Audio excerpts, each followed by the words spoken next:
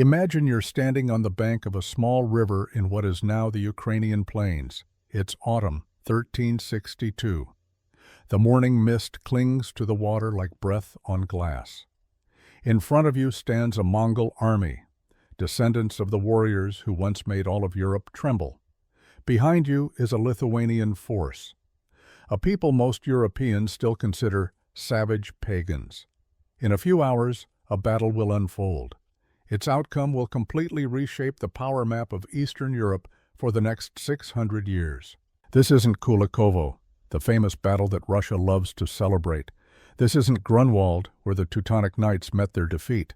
This is Blue Waters, a battle almost forgotten by history, yet perhaps more significant than both of those combined. The question is, why has such an important battle nearly vanished from history textbooks? And what really happened on the banks of the Sinuka River that autumn day? An old man stands alone on the riverbank. His name is Algirdas, Grand Duke of Lithuania.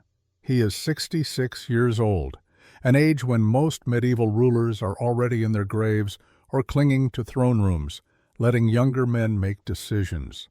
But Algirdas is here, in the field. His hair is white. His face is carved with lines that speak of 5 decades of warfare. He wears a simple tunic under chainmail that has seen better days. No crown, no elaborate cloak, just the practical armor of a soldier. In his weathered hands, he holds a piece of parchment. A yarlik, the patent of authority issued by the Golden Horde to legitimize a ruler's power. This particular yarlik is a forgery. An excellent one, crafted years ago. It bears the seal of a Khan who died 3 years ago. Algirdas turns the parchment over in his hands. The morning light catches the wax seal. For a moment his mind travels back through 2 lifetimes of preparation, back to when he was just a boy. The year is 1308, a great hall in Vilnius, the pagan capital of Lithuania. Winter wind howls outside the wooden fortress walls. Inside, a fire burns in the central hearth. Smoke rises to escape through the hole in the roof. Algirdas is 12 years old, small for his age. He sits on a bench, knees pulled to his chest, listening to his father speak. Gediminas, Grand Duke of Lithuania. A man who carved a state from forest and marsh, who fought Teutonic Knights to the west and Mongol raiders to the east. He stands before the fire, and the flames cast his shadow long across the floor. 68 years ago, Gediminas says, his voice heavy, the Mongols came to Kiev. Algirdas knows this story. Every child in the eastern lands knows this story. But tonight, his father's tone is different. There's something urgent in it. They didn't just conquer the city, my son. They erased it, burned it so thoroughly that travelers said you could ride for days through the ruins and never see a living soul. The churches, the palaces, the libraries with their ancient books, all ash. The boy watches his father's face in the firelight. And when it was over, Gediminas continues, the Mongols built something worse than destruction. They built a system. They let the Rus princes keep their thrones, keep their churches, keep their laws.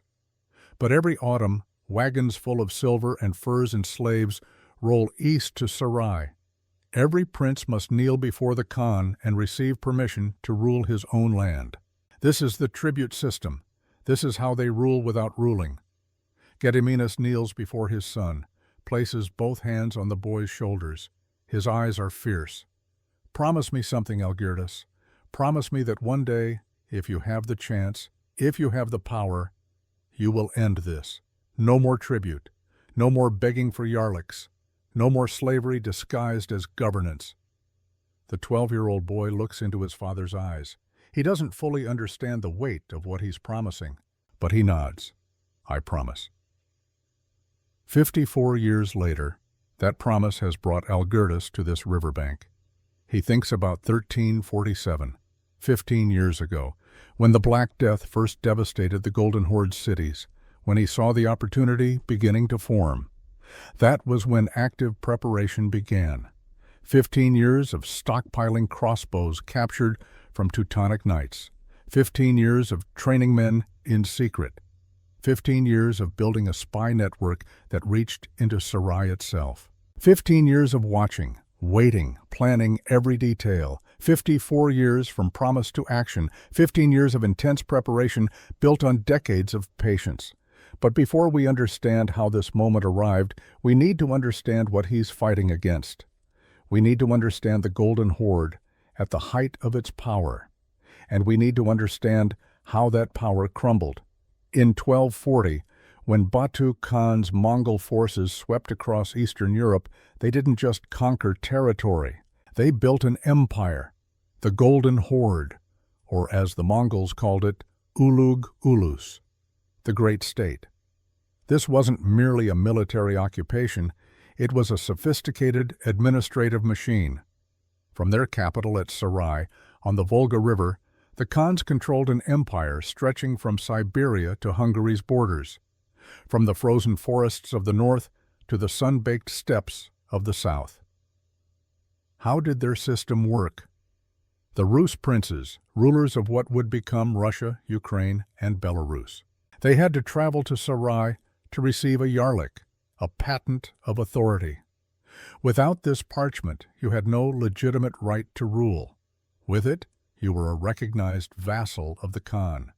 Every year, tribute flowed to Sarai: silver, furs, honey, wax, slaves. The caravans were enormous. Some sources suggest that a single principality might send 30% of its annual revenue to the horde. If a prince refused to pay, or paid late, or showed insufficient respect, Mongol armies would arrive. They wouldn't stay long, just long enough to burn a few towns, kill enough people to make a point. Then they'd leave, and the tribute would resume. But here's what's fascinating about the Golden Horde. They didn't actually rule directly. They let local princes govern their people, follow their laws, keep their religion. The Orthodox Church, in fact, was exempt from taxation. The Mongols only cared about two things: money and power.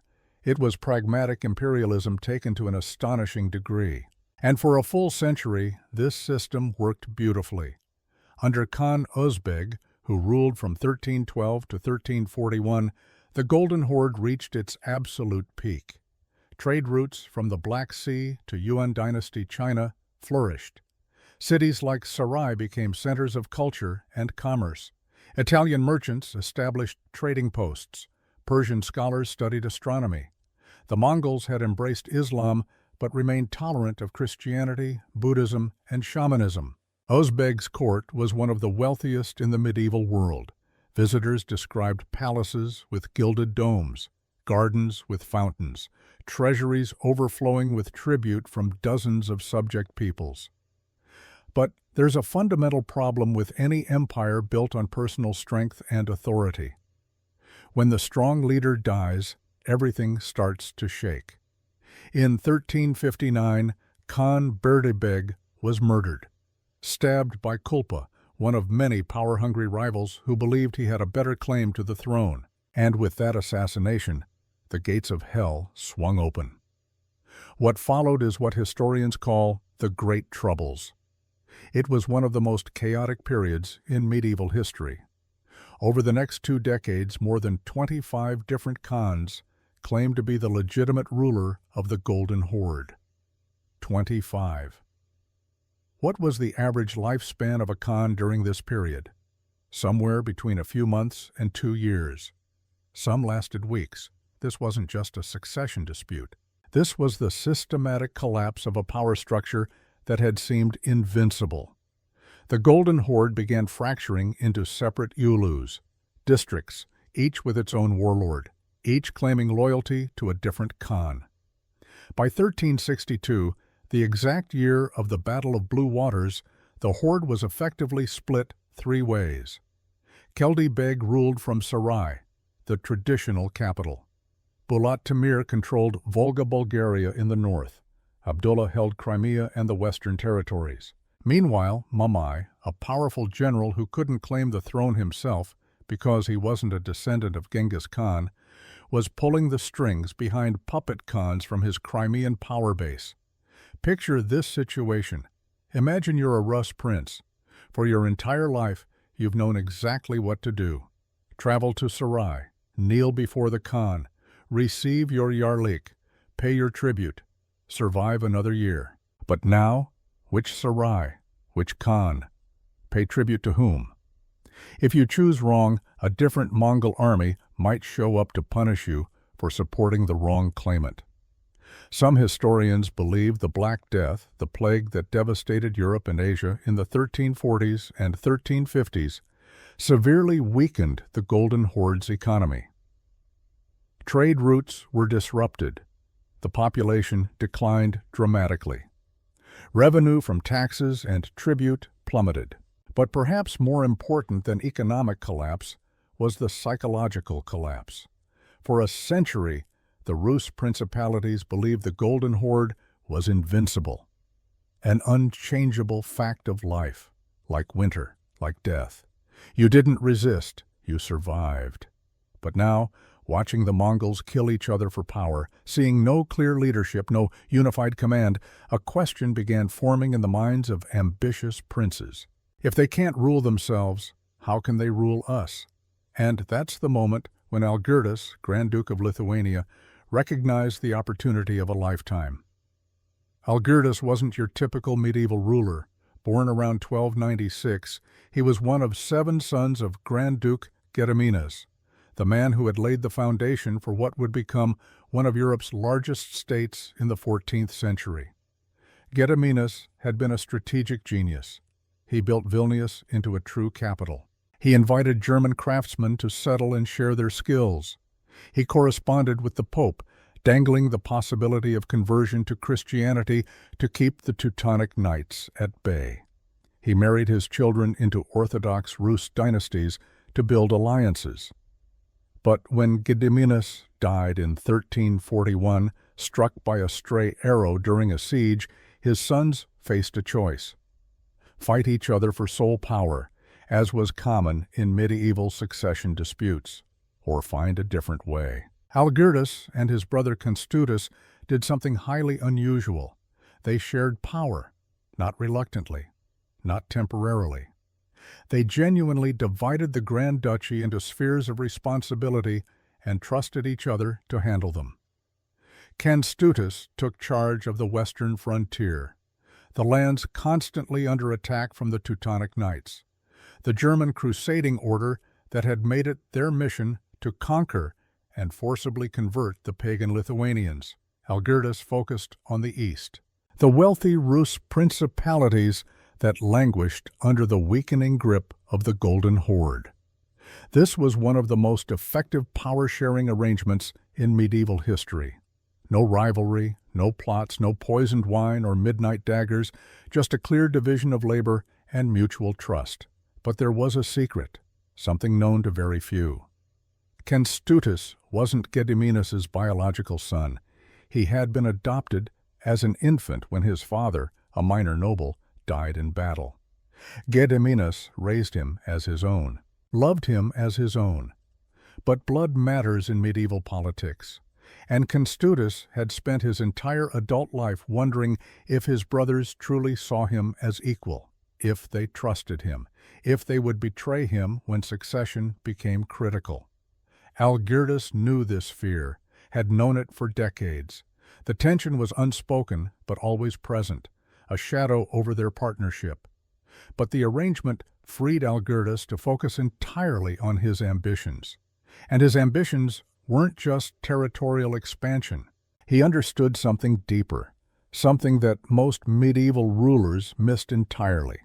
He wanted to create a multi-ethnic, multi-religious state where pagan Lithuanians could coexist peacefully with Orthodox Rus, where power wasn't based on oppression but on mutual interest and consent. This might sound idealistic, the kind of thing chroniclers make up to praise a dead ruler. But Algirdas's actual policies prove it. He married Orthodox princesses twice. His first wife was Maria of Vitebsk, an Orthodox Rus noblewoman. When she died, he married Uliana of Tver, another Orthodox princess. These weren't just political marriages. Algirdas allowed Orthodox priests into Vilnius. allowed his wives to practice their faith openly, allowed his children to be educated in both pagan Lithuanian traditions and Orthodox Christianity. He appointed Rus princes as viceroys in conquered territories. Let them rule according to their own laws and customs. Didn't force conversion to paganism. Didn't install Lithuanian governors to squeeze every drop of revenue from the land.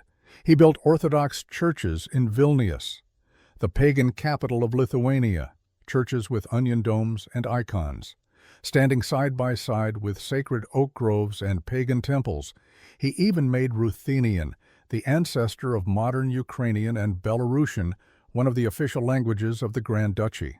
State documents were written in Ruthenian.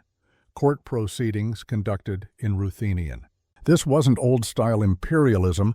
This was integration, not domination. Around 1360, Algirdas began executing his boldest plan yet, a direct assault on Golden Horde territory. First, he seized Chernihiv and Bryansk around 1357 to 1358. These were northern Rus lands that still paid tribute to the Horde, cities that had bent the knee to Mongol overlords for over a century. Algirdas moved fast. His armies appeared. The local princes were given a choice. Continue paying tribute to a fractured horde that couldn't protect you, or join Lithuania and keep your throne, your laws, your faith. Just transfer your loyalty. Most chose Lithuania. Then Algirdas pushed even farther east. He captured the fortress of Mtsensk near the Don River, right in the heart of what had been Tatar territory for generations. These were probing moves. Algirdas was testing the Golden Horde's response, and that response was almost nothing. The Khans were too busy killing each other. Keldi Beg and Sarai couldn't send armies west when Bulat Temir was threatening from the north. Abdullah in Crimea couldn't retaliate when he was fighting Mamai for control of the western steppes. The Mongol war machine, which had once mobilized tens of thousands of horsemen in weeks, was paralyzed by internal conflict. Algirdas saw this paralysis, and his spy network confirmed it. That spy network was his secret weapon. Over 15 years, he had cultivated sources inside the Golden Horde. A minor official in Sarai who sold information for gold. A merchant who traveled between Crimea and Vilnius carrying coded messages. Even a low-ranking Mongol officer who had grown disgusted with the endless civil war. These agents fed Algirdas intelligence. Which Khan was fighting which? Which Ulus had resources? Which commanders were competent? Which territories were undefended? This information was gold. Better than gold, it told Algirdas exactly when and where to strike, and now in 1360 he made his most symbolic move yet. Algirdas marched on Kiev. Kiev, the mother of Rus cities, the cradle of Slavic civilization, the city that had been the jewel of Eastern Europe before the Mongols burned it to ashes in 1240. For over a century, Kiev had been a shadow of its former glory, a small settlement among vast ruins, but it still held enormous symbolic power. It was still technically under the authority of the Golden Horde. Its prince still paid tribute to Sarai. That prince was Theodore, a minor nobleman who held his position because he had received a yarlik from one of the competing khans. Theodore had no real power, no army, no wealth. He was a placeholder, a symbol that the Horde still claimed authority over the ancient Rus heartland. Algirdas deposed Theodore, not violently. The man simply left. There was no battle, no siege. Theodore looked at the Lithuanian army outside the gates and made the rational choice. In Theodore's place, Algirdas installed his own son, Volodymyr, a young man in his 20s, educated in both Lithuanian and Rus traditions. Kiev, the city where Rus Christianity had been born, where grand princes had once ruled territories from the Baltic to the Black Sea, was now in Lithuanian hands. But here's the critical point. Technically, Kiev was still a vassal of the Golden Horde, still supposed to pay tribute. The city had never formally renounced its status. Algirdas installing his son without receiving a yarlik from any Khan was a direct insult, challenge that couldn't be ignored. The Golden Horde, despite its chaos, couldn't let this slide. 3 beys, lords of Podolia, the southwestern region bordering Kiev, they gathered their forces. Kutluk, a veteran commander who had fought under 3 different Khans, a man who remembered when Mongol armies were invincible. He was 53 years old for a warrior, scarred from decades of combat, pragmatic, cautious. He'd survived this long by being careful. Telebuga, younger, 38 years old, ambitious, eager to prove himself by crushing this upstart Lithuanian duke. He saw this campaign as his path to higher command, to wealth, to power. He was reckless in the way young commanders often are. Kutluk, the 3rd bey, 45 years old, cautious to the point of paranoia, more concerned with survival than glory. He joined this campaign because refusing would have been dangerous, but his heart wasn't in it. These 3 men represented the interests of Abdullah, one of the Khans vying for overall power. They commanded the last significant Mongol military force in the Western territories. Their orders were clear. March north, destroy the Lithuanian army, retake Kiev, restore tribute payments, show the Rus princes that the Golden Horde, despite its troubles, was still the ultimate authority. The 3 beys began gathering troops in the summer of 1362, Mongol cavalry, Tatar auxiliaries, mercenaries from the steppes who fought for whoever paid them. Some sources suggest they assembled around 5,000 men, 3,000 cavalry, 2,000 auxiliary troops including archers and light infantry. For medieval warfare, this was a substantial force, well-equipped, experienced, led by commanders who understood Mongol cavalry tactics perfected over generations. They expected an easy victory. The Lithuanians were forest dwellers, pagans who fought on foot with spears and axes. They had no experience fighting the kind of mobile, long-range warfare that Mongol horse archers specialized in. This should be a slaughter. A reminder to all the Rus lands that Lithuanian protection meant nothing against Mongol power. But Algirdas had been preparing for this moment for 15 years, ever since 1347 when he saw the Black Death ravage the Horde cities, when he realized their strength was mortal, when he began his active preparation. He had studied Mongol tactics, talked to refugees from earlier battles, learned from Rus princes who had fought against and alongside Mongol armies. He understood how the horse archers worked, how they used mobility and range to destroy slower, heavier European forces. He had learned from fighting the Teutonic Knights. The German crusaders had forced Lithuania to innovate, to develop new tactics, to combine cavalry and infantry in sophisticated ways. And most importantly, he had been stockpiling crossbows, 300 of them, captured from Teutonic Knights over years of border warfare, each one stored carefully, each one maintained. Men trained in secret how to use them. Crossbows, the great equalizer, a weapon that didn't require years of training. That could punch through armor at 300 yards. That had longer range and more penetrating power than composite bows. The Mongols had no idea he had them. In autumn 1362, Algirdas led his army across the Dnieper River, heading southwest toward Podolia. This wasn't a raid. This was a calculated campaign. Algirdas brought not only Lithuanian soldiers, but also Ruthenian units from the territories he'd conquered, men from Smolensk, from Bryansk, from Kiev itself. He was proving a point. This wasn't a foreign invasion. This was a liberation. The army he commanded was 3,500 men, 2,000 Lithuanian cavalry and infantry, 1,000 Ruthenian auxiliaries, 500 from Kiev under his son Volodymyr. The force was unusual for medieval Europe. The Lithuanians weren't European-style heavy knights.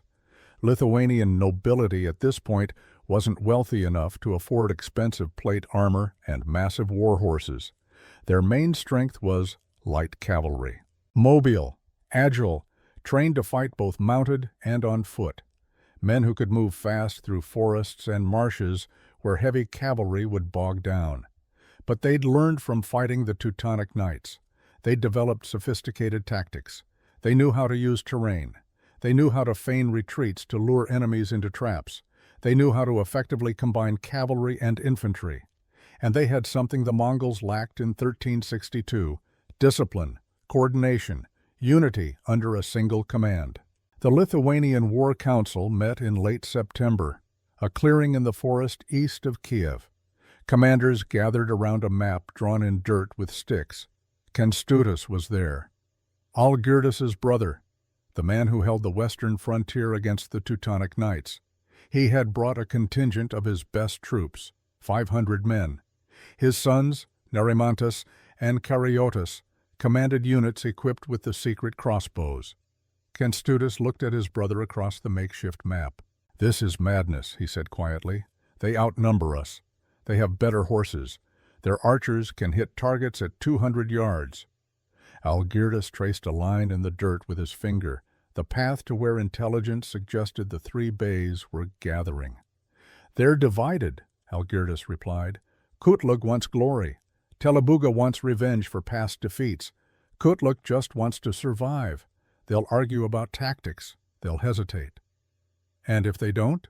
Algirdus looked up, met his brother's eyes. "Then we die. But we die ending tribute. We die giving the Rus princes hope that the horde can be beaten. We die keeping our promise to father." Kęstutis was silent for a long moment. The weight of unspoken history hung between them. The question of blood and adoption, of legitimacy and trust. Finally, Algirdus spoke the words that had needed saying for decades. "Brother, whatever happens tomorrow, know this. You're more my brother than any man born of my mother's blood. You've held the West while I've built the East. We've never competed, never schemed against each other. That's rarer than gold. Blood doesn't make family. Loyalty does. Trust does." Kęstutis's jaw tightened. For a moment emotion flickered across his weathered face, the fear he'd carried for 40 years, the question of whether he truly belonged. "And you're the only man I'd follow into this madness," he said, voice rough. They clasped forearms, not as duke and vassal, as brothers, finally, completely, without reservation. "Tomorrow," Algirdus said, "we keep the promise, together." The army moved south, toward the Siniuka River, toward a small town the Mongols called Yabu, the viceroy's town. The Rus called it Sinyaya Voda, Blue Waters. Why that name, nobody knows for certain. Maybe the color of the river water in certain light. Maybe some geographical feature that has since disappeared. But that name would go down in history.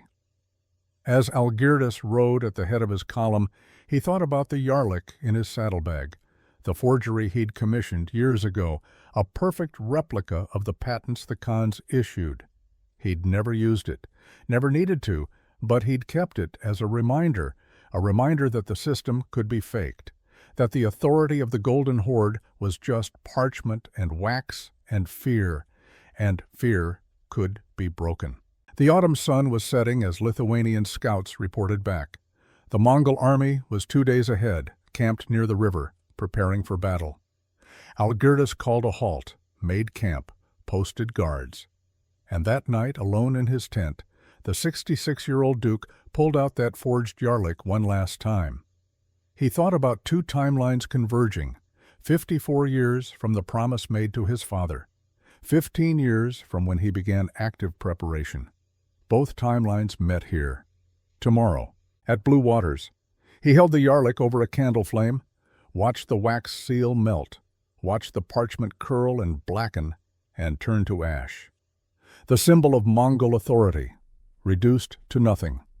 Tomorrow he would do the same to the system it represented. Tomorrow, on the banks of a river called Blue Waters, the world would change. September 15th, 1362. Dawn breaks cold over the Lithuanian camp. Algirdus hasn't slept. He sits outside his tent, watching the sky turn from black to gray to pale gold. His body aches.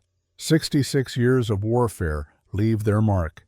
His left knee, shattered by a Teutonic sword 15 years ago, throbs in the cold.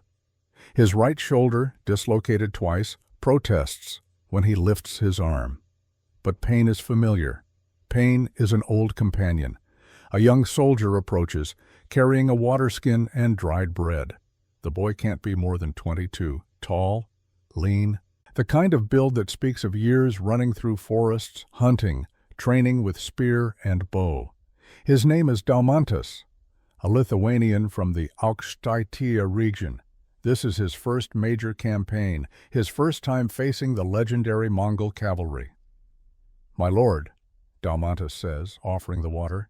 His hands shake slightly, not from cold. Algirdas takes the skin, drinks.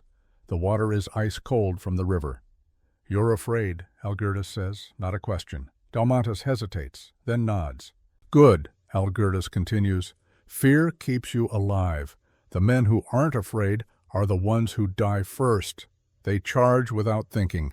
They break formation, chasing glory." The old duke hands back the water skin. "Stay with your unit. Watch your flanks. When the arrows come, trust your shield.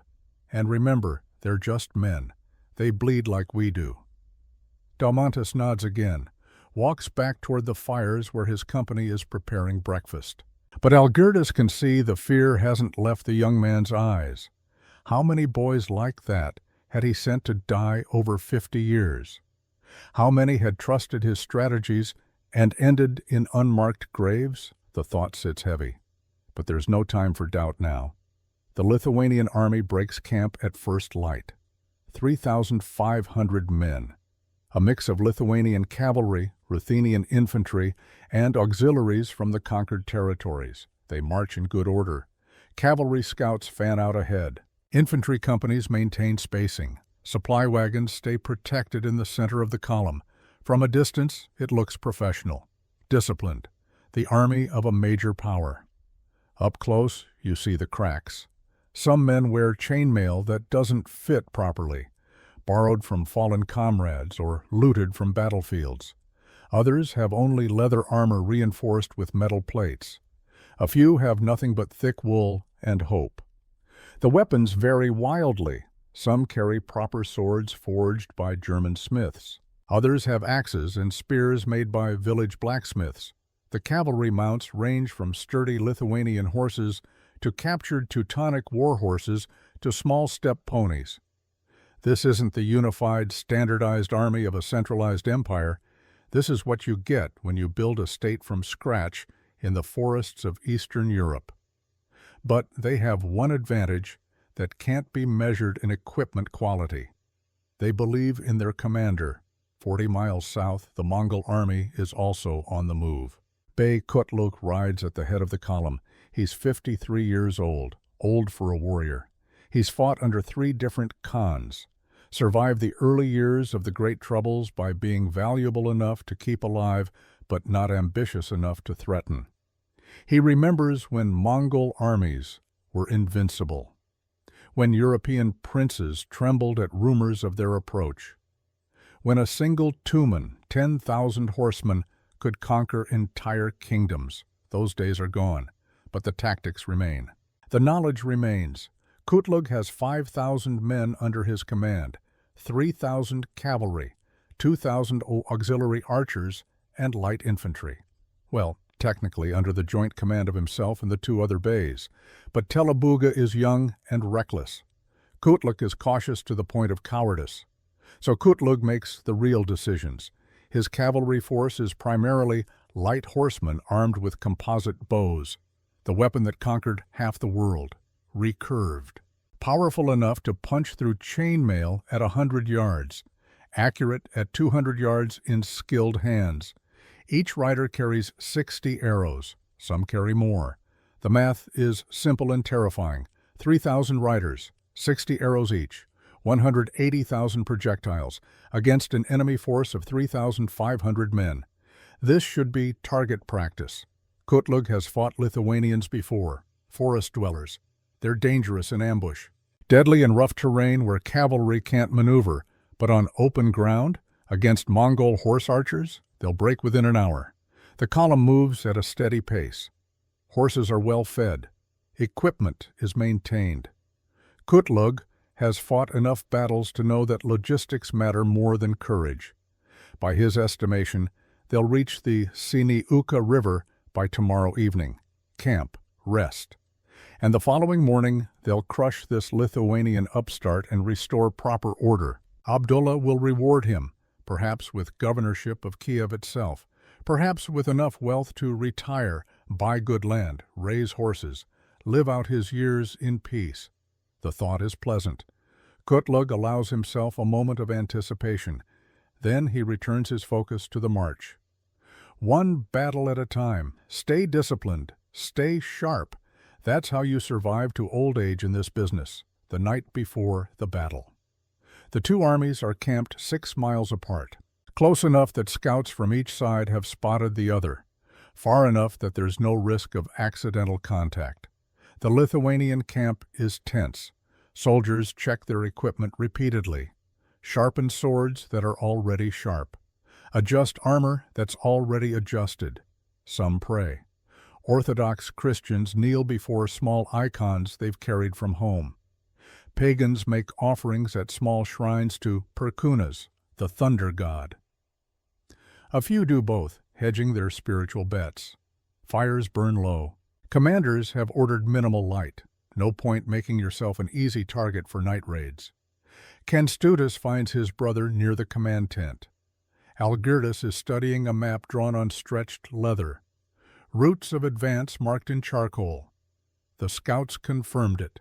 Kęstutis says quietly, 5,000, 3,000 cavalry, 2,000 auxiliaries. They're camped in standard formation, confident. Algirdas nods, doesn't look up from the map. Arrogant, he corrects. There's a difference. Kęstutis steps closer, lowers his voice further, though there's no one within earshot. Brother, I need to know. Do you actually have a plan, or are we riding to glorious death tomorrow? Now Algirdas looks up. In the dim firelight, his face is impossible to read. I have a plan. Whether it works depends on whether they do what I expect them to do. And if they don't, then we adapt, or we die. Kęstutis exhales slowly. He's known his brother for over 60 years, knows when Algirdas is bluffing and when he's genuinely confident. This is genuine confidence, which is almost more terrifying. Show me, Kęstutis says. Algirdas gestures to the map, uses a stick to point. They'll deploy in standard Mongol formation, cavalry spread in a wide arc. They'll try to envelope our flanks, hit us with arrow fire from multiple angles, force us to choose which direction to defend, break our formation, then close for the kill. Yes, that's what they always do. That's why they always win. Against opponents who deploy in standard European formation, dense center, heavy cavalry ready to charge, infantry supporting. Algirdas draws a new shape on the map with his finger, a crescent, a half-moon. We deploy in 6 groups, arranged in an arc, refuse the flanks. They come at us expecting a dense target. Instead, they find dispersed units with overlapping fields of fire. Kęstutis studies the formation. His tactical mind works through the implications. The crescent forces them to spread wider than they want, he says slowly, reduces their arrow density, increases the range they have to shoot from. Exactly. And most importantly, it stops their ability to envelop us. They try to circle our flanks. They run into the horns of the crescent. They either commit to a frontal assault or they circle so wide they're out of effective arrow range. It's elegant. Simple, but there's a problem. This only works if our men hold formation under arrow fire, Kęstutis points out. If the center breaks, if anyone runs, the crescent collapses and we're slaughtered. They'll hold. How can you be sure? Algirdas finally looks directly at his brother. Because I'm not asking them to charge into arrow fire. I'm asking them to stand behind shields and wait. Men can do that, especially when they see the arrows aren't working. And if the arrows do work, they won't. Not well enough. I've studied every battle where Mongols lost. Ain Jalut in 1260, the Mamluks beat them by refusing to run when the arrows came. They stood firm, advanced slowly, forced close combat. The Mongols aren't trained for sustained close-quarter fighting. They're raiders, skirmishers. Take away their mobility and range, and they're just light cavalry with no armor. Kęstutis processes this. The logic is sound. But there's still something missing. "You're not telling me everything," he says. Algirdas smiles, faint, almost invisible in the dark. "Your sons, Narimantas and Karyotas, where are they right now?" "With their units. On the flanks. Why?" "What are their units equipped with?" Understanding dawns on Kęstutis's face. "Crossbows. 300 crossbows, captured from the Teutonic Knights over the past 15 years. I've been stockpiling them, training men in secret. The Mongols have no idea we have them." Crossbows. The great equalizer of medieval warfare. A weapon that didn't require years of training to use effectively.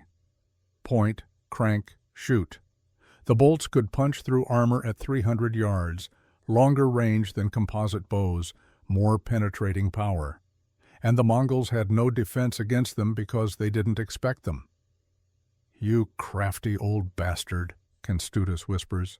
"I learned from fighting Germans for 40 years. They taught me that technology matters, that innovation matters. The Mongols are fighting the same way they did under Genghis Khan. But warfare changes. Adapt or die." For a long moment the brothers stand in silence. Then Kęstutis speaks, his voice rougher than usual. "Father would be proud." Algirdas's expression shifts. Something vulnerable flickers across his face. 54 years ago I made him a promise. Tomorrow I keep it or I die trying." Kęstutis clasps his brother's shoulder. "Then we keep it together." In the Mongol camp, the atmosphere is different, relaxed, almost festive. Telebuga, the youngest of the three beys, walks between the fires. He's 38 years old, eager to prove himself. Tomorrow will be his chance to demonstrate that he's worthy of higher command. He pauses at one fire where veteran cavalry are checking their equipment. Their bows are works of art, laminated wood and horn and sinew. Some of these weapons are older than the men carrying them, passed down from fathers, maintained with religious care. "Tomorrow," Telebuga announces, "we remind the world why they fear us. These Lithuanians think conquering a few Rus cities makes them warriors. We'll show them what real cavalry warfare looks like." The veterans nod, but without enthusiasm. They've heard speeches like this before, from younger commanders who didn't understand that confidence isn't the same as competence. Kutlug watches from a distance. He doesn't join the speech-making, doesn't need to. His reputation speaks for itself. But something bothers him, a feeling he can't quite name. He's fought enough battles to recognize when something is wrong. When the intelligence doesn't quite add up, the Lithuanians are marching to meet them, not retreating, not hiding in forests where their ambush tactics work best. They're choosing open battle. Why? Commanders don't choose unfavorable ground unless they have no choice, or unless they know something you don't. Kutlug makes a mental note. Tomorrow, be cautious. Don't assume victory. Watch for surprises. In warfare, surprises get you killed. September 18th, 1362. Dawn. The mist is thick over the Siniuka River. Visibility is maybe 50 yards. The world exists in shades of gray and white. Algirdas stands with his senior commanders. The deployment is already underway. 3,500 men arranging themselves into the crescent formation. The center is infantry, Ruthenian men with large Pavis shields and spears. Their job is simple. Stand, absorb arrow fire, don't break. The flanks are mixed units. Lithuanian cavalry with javelins, more infantry with shorter spears for close combat, and scattered among them, hidden from distant observation, the crossbowmen. The two horns of the crescent are commanded by Kęstutis' sons Narimantas and Karyotas. Pure cavalry, mobile, ready to strike at enemy flanks. Algirdas walks the line, stops at intervals, speaks to captains, to ordinary soldiers. He finds Daumantas in the center formation. The young soldier's face is pale but set. His shield is already in hand, his spear planted in the ground beside him. "Remember what I told you," Algirdas says. "Trust the shield, watch the flanks, they're just men." "Good. One more thing. When you see the arrows coming, don't watch them. Watch the man next to you. If he stands, you stand. That's how formations hold, not through individual courage, but through collective discipline." Dalmantas nods. His hands have stopped shaking. Algirdas moves on. The sun is rising now, burning off the mist, revealing the battlefield. And across a half-mile of open ground, the Mongol army is deploying. From Kutlug's perspective, the Lithuanian formation is strange. Not a dense block, not a cavalry wedge preparing to charge. Instead, this arc, this crescent, units spread too wide, gaps visible between groups. It's either brilliant or suicidal. He's not sure which. "They're trying to match our width," Telebuga observes, "prevent us from enveloping." "Yes," Kutlug agrees, "but they've spread themselves thin to do it. We concentrate fire on any one section, it'll collapse. So we hit the center, break through, collapse the formation from the inside." Kutlug considers the tactic is sound, but something still feels wrong. "We start with harassment," he decides. "Standard pattern, cavalry wings advance close to 150 yards. Loose arrows, fall back before they can respond, wear them down. Then we commit." It's the conservative choice, the safe choice, the choice that has worked for 100 years. The Mongol cavalry begins to move. The sound reaches the Lithuanian lines first, 5,000 horses moving at a trot. The ground trembles slightly. Dalmantas feels it through his boots, then the visual. The Mongol cavalry wings emerging from the morning haze, moving with terrifying coordination. Two massive arcs mirroring the Lithuanian crescent but wider, faster. They're beautiful in a way. The horses are small but perfectly conditioned. The riders sit as if they were born in the saddle. Each movement is fluid. Practiced. This is what a century of military dominance looks like. The Mongol cavalry splits, left wing, right wing. They begin to circle the Lithuanian flanks, staying just out of contact range. Then the arrows start. The first volley is ragged. Individual riders shooting at will, testing range, probing for weak points. Arrows arc through the morning air. The sound is like wind through trees. Hundreds of shafts in flight simultaneously. They come down on the Lithuanian center. Most hit shields. The Pavi's shields, large and reinforced, do their job. Arrows stick in wood and leather. A few punch through, but without enough force to seriously wound the men behind. Some find gaps. A soldier 20 yards from Dalmantas screams. Arrow through the thigh. He goes down. Medics drag him back.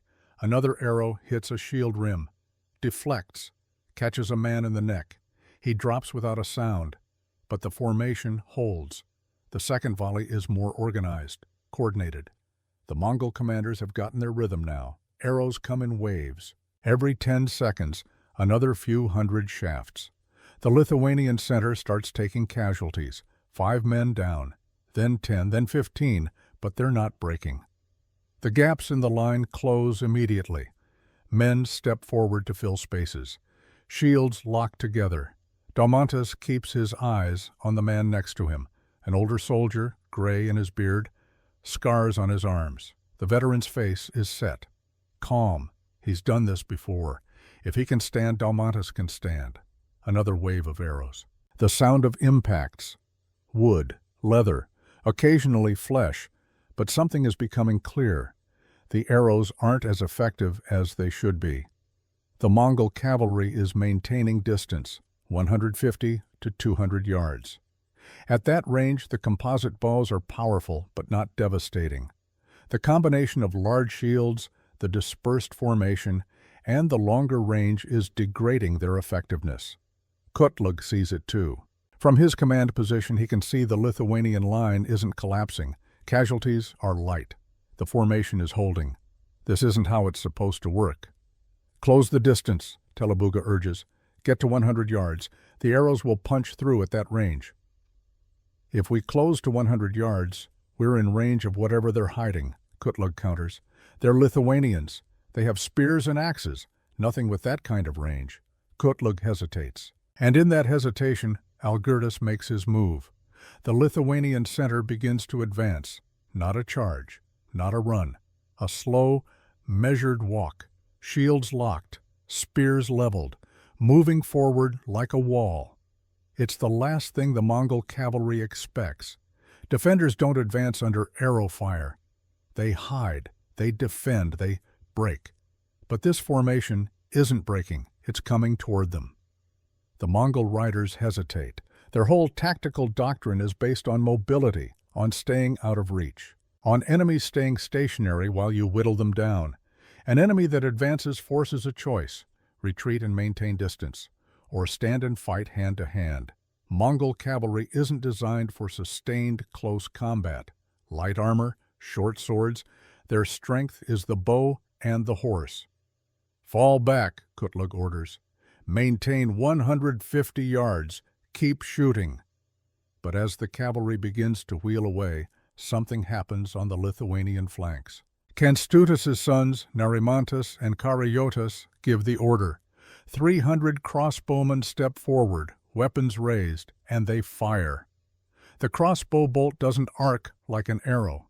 It flies flat, faster, harder. At 300 yards, a crossbow bolt can punch through chainmail. At 200 yards, it can go through the mail and the man behind it. The Mongol cavalry on the flanks isn't wearing heavy armor. They're light cavalry, leather and padded cloth. The first volley of crossbow bolts rips into them like a scythe through wheat. Horses scream, men fall. The Mongol wings, which had been circling with perfect coordination, suddenly dissolve into chaos. They didn't know the Lithuanians had crossbows, didn't expect ranged fire with that kind of power, weren't prepared for weapons that could reach them at distances they thought were safe. Kutlug sees his carefully organized cavalry wings disintegrating. Men are breaking formation. Horses are bolting. Some riders try to return fire, but their composite bows are outranged. "Reform," he shouts. "Wings reform and pull back." But it's too late. The psychological advantage has shifted. The Mongols thought they were the only ones who could fight at range, thought they controlled the engagement distance.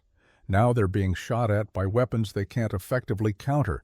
The Lithuanian center is still advancing, slow, steady, shields locked. The flanks are pouring crossbow fire into the Mongol cavalry wings, and Kutlug realizes, with a cold clarity, that he's losing control of the battle. The Mongol formation is crumbling, not collapsing, not routing, but definitely crumbling. The wings have pulled back to 300 yards, out of effective crossbow range, but that puts them too far away for effective arrow fire. The center, the main body of Mongol cavalry, is still intact. But they're facing a Lithuanian infantry formation that's advanced to within 100 yards, too close for comfort. Telebuga makes a decision without consulting Kutlug. "Center cavalry, prepare to charge. We'll break them with shock." It's not a terrible idea. 3,000 Mongol horsemen hitting an infantry formation at full gallop can shatter it. The momentum alone can punch through shield walls. But Algirdas has been waiting for this. As the Mongol center begins to move forward, picking up speed, the Lithuanian formation shifts. The gaps between units, which had seemed like weaknesses, suddenly make sense. They're channels, killing zones. The Mongol cavalry charges into these gaps, and the Lithuanian infantry pivots. Spears turn inward. The cavalry finds itself funneled into narrow spaces where numbers don't matter, where horses can't maneuver. And in these killing zones, Lithuanian infantry does what it does best. Close quarter, brutal, efficient combat. Spears thrust into horses, into riders. The momentum of the charge becomes a liability. Horses crash into spear walls. Riders are thrown. The formations collapse into a grinding melee. This is exactly what Algirdas planned: to neutralize the Mongol advantage in mobility and range, to force a type of combat where Lithuanian infantry, with their large shields and long spears, have the upper hand. Kutlug sees it happening, sees his center cavalry being destroyed piecemeal, sees the battle slipping away. He has one option left: commit the reserves, all of them, try to overwhelm through sheer numbers. It's a gamble. If it fails, there's no fallback, no escape. But if he doesn't try, the battle is already lost. "All reserves forward," he roars. "Kill them all." The battle becomes a chaos of blood and screaming. Algirdas is in the thick of it now. The old duke couldn't stay back and watch. He's pressed forward with the center formation, sword in hand. At 66, he's slower than he was, but experience compensates. He reads attacks before they come, positions himself where he has advantage, uses his opponent's momentum against them. A Mongol rider charges him, sword raised. Algirdas doesn't try to block. He steps aside. The rider passes. Algirdas's sword flicks out, catches the man in the side, between armor plates. The rider keeps going for a few more yards, then topples from his horse. Another rider, this one more skilled, stays mounted, uses the horse's height for advantage. They exchange blows.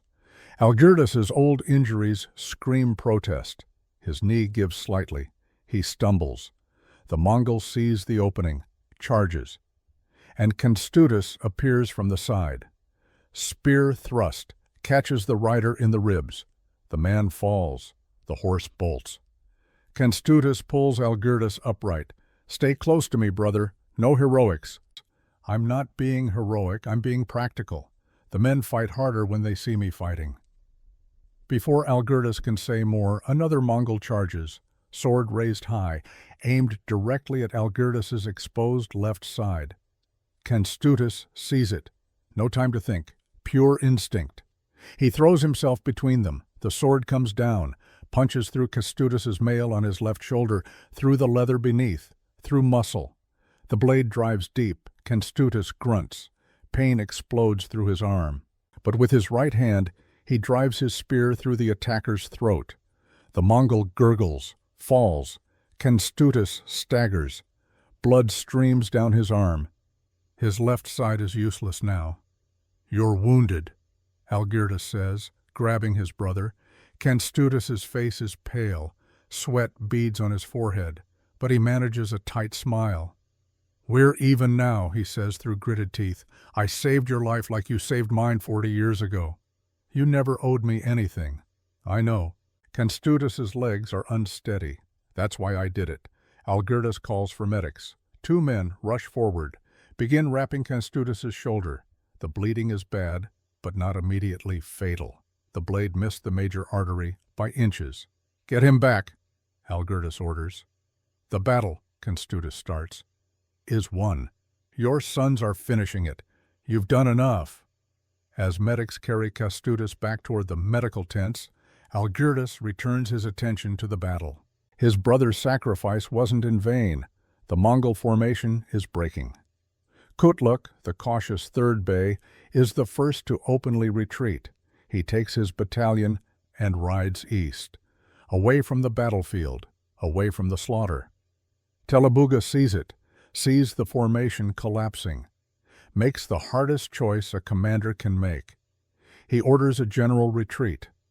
The Mongol cavalry begins to pull back, fighting retreat, trying to maintain order, trying to prevent the retreat from becoming a rout. But it's nearly impossible. Once men start running, panic spreads. The careful discipline that makes Mongol cavalry effective evaporates. What started as an organized retreat becomes a scramble for survival. Kutlug tries to rally, tries to form a defensive line, but there aren't enough men left who are willing to stand. He looks across the battlefield, sees the Lithuanian formations, battered but intact, beginning to advance again, and he makes his final decision. He finds Telebuga in the chaos. "We've lost," he says simply. "Save who you can. I'll buy time." Telebuga wants to argue, but he's seen enough battles to recognize when a battle is over. He nods, turns his horse, begins gathering the fleeing cavalry, organizing them into something that might survive the day. Kutlug takes the men who are still willing to fight, maybe 200, forms them into a defensive square. When Algirdas's forces reach them, Kutlug rides forward under a white cloth. "I request terms," he says in accented Ruthenian. Algirdas, blood-spattered and limping, approaches on foot. "Lay down your weapons.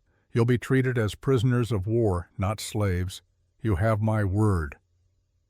Kutlug studies the Lithuanian duke, sees a man who could have ordered a slaughter, who could have shown no mercy, but who offers terms instead. "Your word is worth more than my khans these days," Kutlug says bitterly. He orders his men to dismount, to lay down their swords and bows. The Battle of Blue Waters is over. The sun is setting when Algirdas finally sits down. His tent has been erected near the river. The battlefield is being cleared. The dead are being collected. Wounded are being treated without regard to which side they fought for. An aide brings him water, wine, food that Algirdas doesn't have the stomach for. "Casualties?" Algirdas asks. 450 dead, 800 wounded. The surgeons think maybe half of those will survive. 450 Lithuanian and Ruthenian soldiers dead. 450 families that will receive news. 450 graves. But it could have been worse. It could have been everyone. And them? 1,200 dead on the field. 400 prisoners. Maybe 1,500 fled east with Telebuga. 500 with Kutluk. 1,200. Algirdas closes his eyes briefly. See that the dead are buried properly. All of them. Mongol and ours together. Brother, they're enemies. They were enemies. Now they're just dead. And the ground doesn't care which khan they served. News arrives throughout the evening.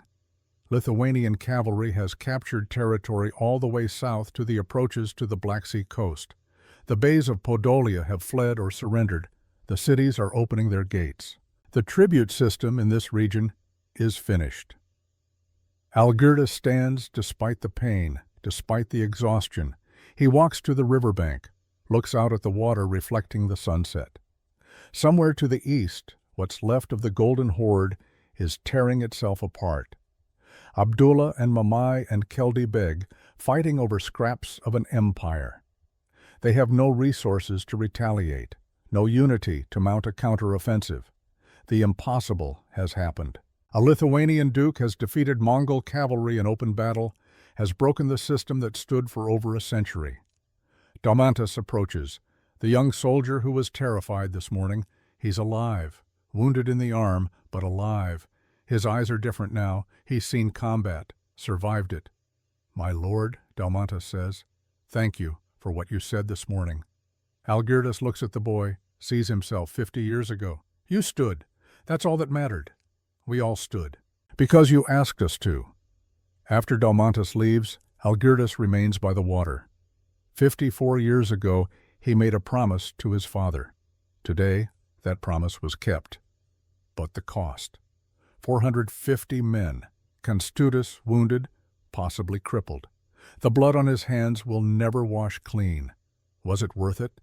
He looks south, toward the territories now freed from tribute, toward the possibility of something different, something better. Tomorrow, they'll march south, secure the territories, begin building the new order. But tonight, for just a moment, Algirdas allows himself to feel the weight of what was done, and the uncertainty of what comes next.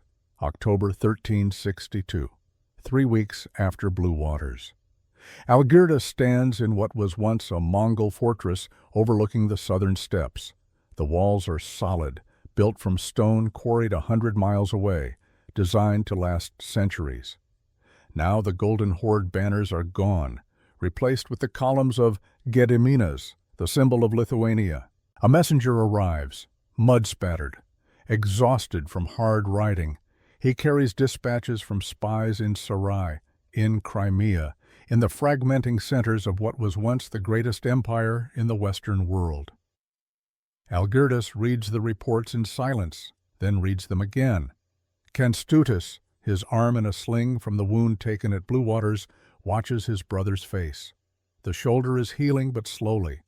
The surgeons say he'll never have full use of the arm again, a small price for saving his brother's life. "Well?" he asks. Algirdas sets down the parchments. Abdullah sent no response. Mamai sent no response. Keldibeg sent no response. They're ignoring us? They're too busy killing each other. According to these reports, Abdullah was assassinated 4 days ago by Mamai's agents. Mamai immediately declared a new puppet Khan. Keldibeg responded by marching on Crimea. Meanwhile, a new claimant has emerged in the east.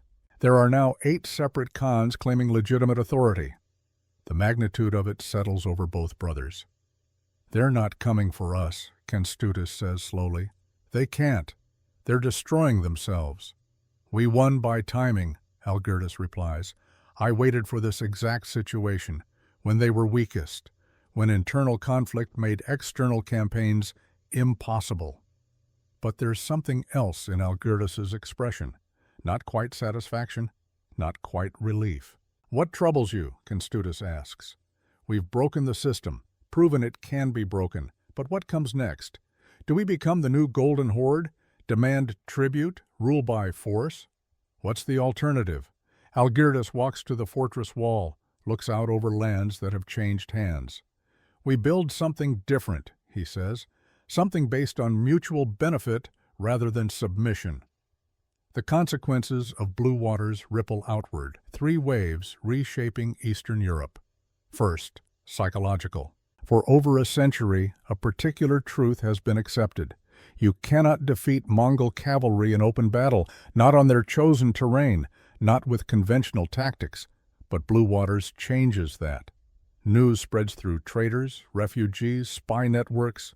A Lithuanian duke using dispersed formations and crossbows defeated 5,000 Mongol troops. The myth of invincibility is shattered. In Moscow, young Prince Dmitri hears the news. He's 23 years old. He studies every detail his spies can gather. Unusual formations, weapons that outrange bows, patient advance under arrow fire. Most importantly, attacking when the horde is divided. 18 years later, in 1380, Dmitri will lead Russian forces to victory over Mamai at Kulikovo Field. History will celebrate it as the great Russian triumph, but Dmitri's tactics will mirror what Algirdas pioneered at Blue Waters: the defensive formation, the refusal to break, the advance into close combat. Russia gets the glory.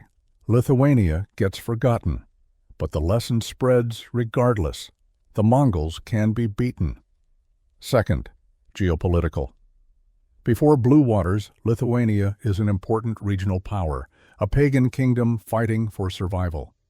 After Blue Waters, Lithuania becomes one of the major powers of Europe. The territory Algirdas controls now stretches from the Baltic Sea toward the Black Sea, from Poland's borders to within 50 miles of Moscow. It encompasses dozens of ethnic groups, faiths, languages. This creates an entirely new balance. Moscow wants to unify all Russian-speaking Orthodox territories under one autocrat. Lithuania offers an alternative, multi-ethnic, multi-religious, federalist rather than centralist.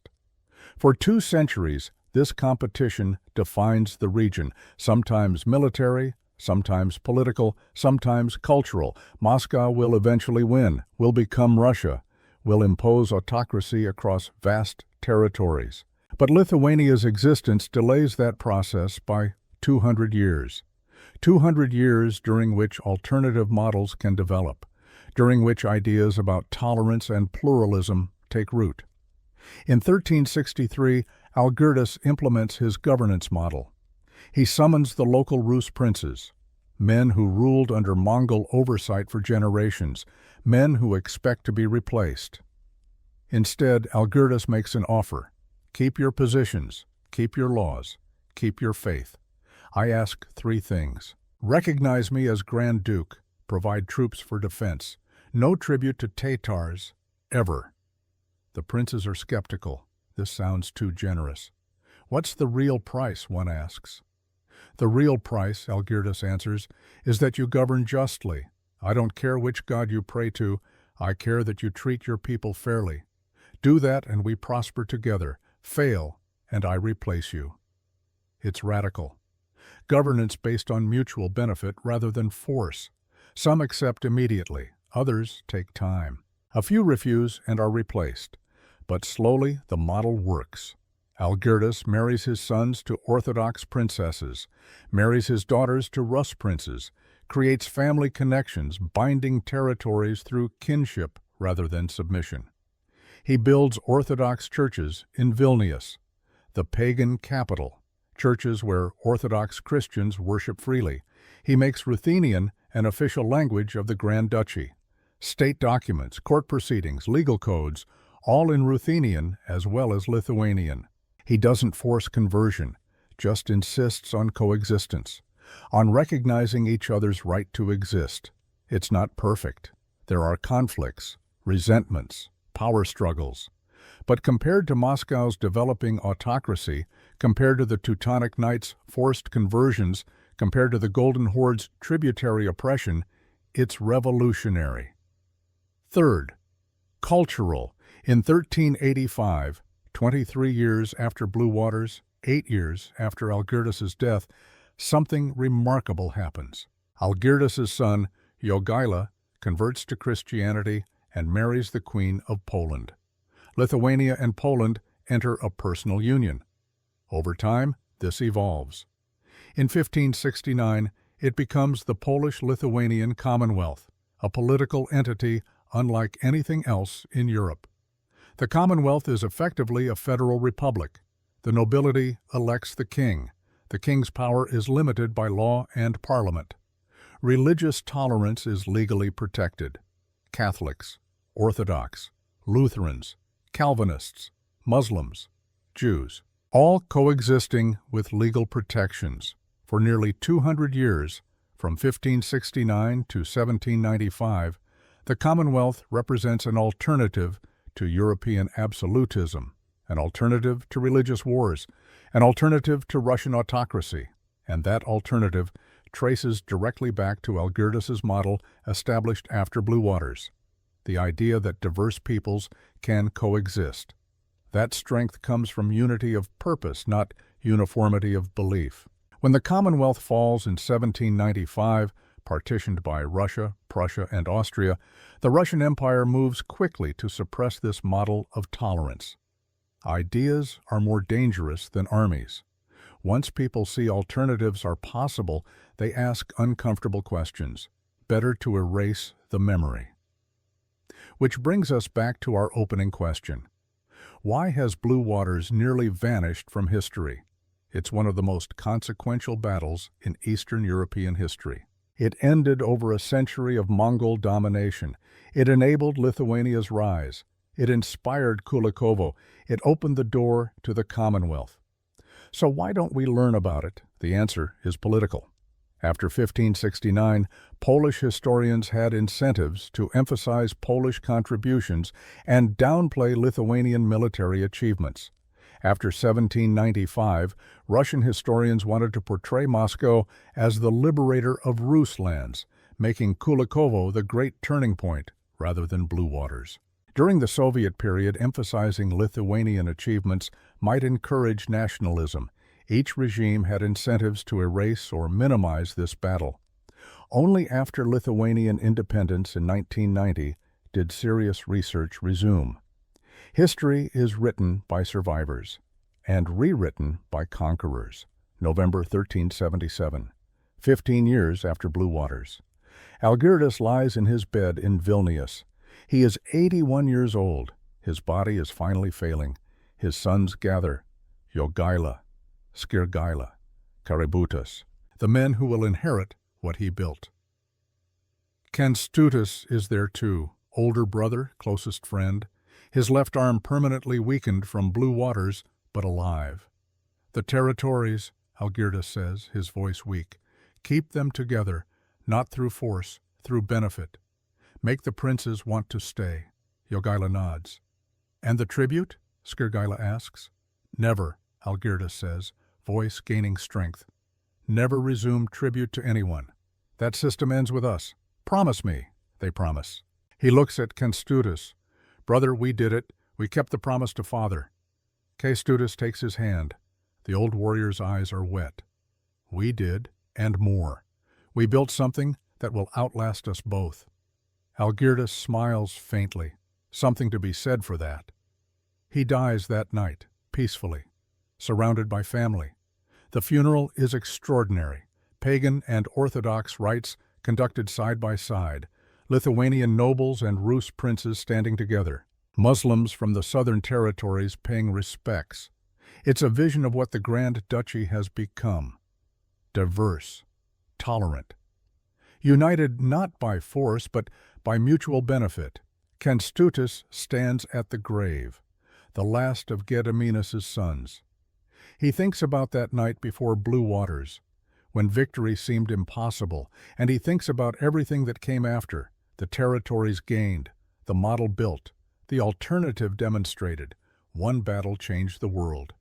But it took 15 years of governance to make that change permanent. The year is 2024. A historian stands in a field in central Ukraine. The Sinyuka River still flows nearby. The landscape has changed. Villages have become towns. Ancient forests are farmland. But the ground is the same ground where 450 Lithuanians and 1,200 Mongols died in autumn 1362. The historian thinks about layers of history.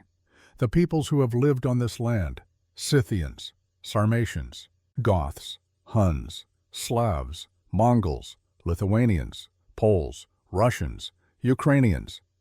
Each group thought their control was permanent. Each believed their system would last forever. None did. He looks out across the field, tries to imagine the battle, the crescent formation, the crossbow fire, the cavalry charges, tries to imagine Algirdas, 66 years old, keeping a promise made when he was 12, and he thinks about the world that battle created, the Lithuanian state that grew into a major power, the commonwealth that proved tolerance could work, the ideas about governance that influenced centuries of political thought, all because one man waited for the right moment, prepared carefully, and acted decisively when opportunity came. The sun is setting. The historian walks back to his car. Behind him, the field is quiet. No monuments mark where the battle happened, just grass and wind, and the river flowing as it has for millennia. So what can we learn from a battle that happened over 660 years ago? 5 lessons. 1. Timing is everything. Algirdas didn't attack when the horde was strong. He waited, watched, prepared, and when opportunity came, he acted decisively.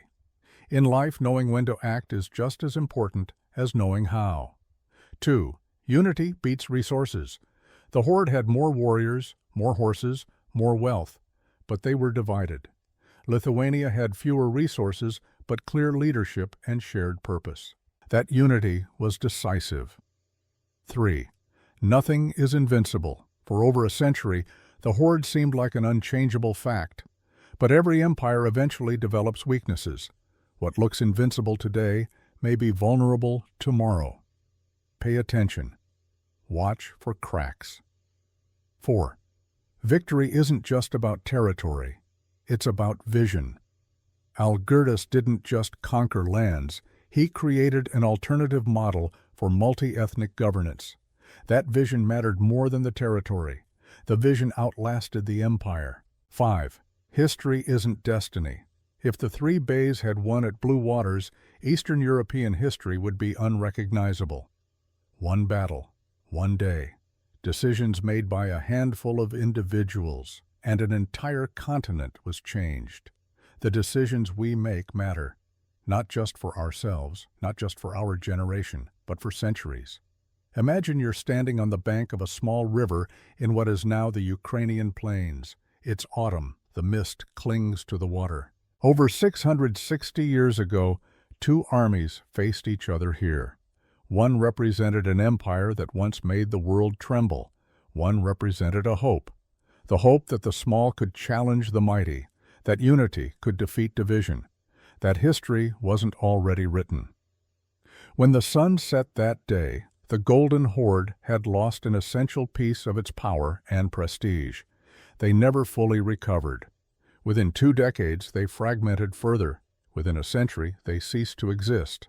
Lithuania, a small pagan kingdom fighting for survival, became one of the greatest powers in Europe. And the model they created influenced regional history for centuries, all because a man named Algirdas dared to act when others only watched. Because he had vision not just to conquer, but to build something better. Because he understood that the right timing, the right strategy, and the right purpose could change the world. That's the lesson of Blue Waters. In pivotal moments, individual choices matter. Nothing is unchangeable. Tomorrow doesn't have to be a copy of yesterday. The river still flows. The field is silent. But the world it created continues, built on choices made by people who are now dust, shaped by battles now forgotten. We live in that world. We inherit those choices. The decisions we make echo forward in ways we'll never see. The battles we fight today will ripple through centuries. Algirdas understood that, made his choice. Changed the world. On the banks of a river in Ukraine, in autumn 1362, history turned. Not because of destiny, not because of fate, because one man decided it would.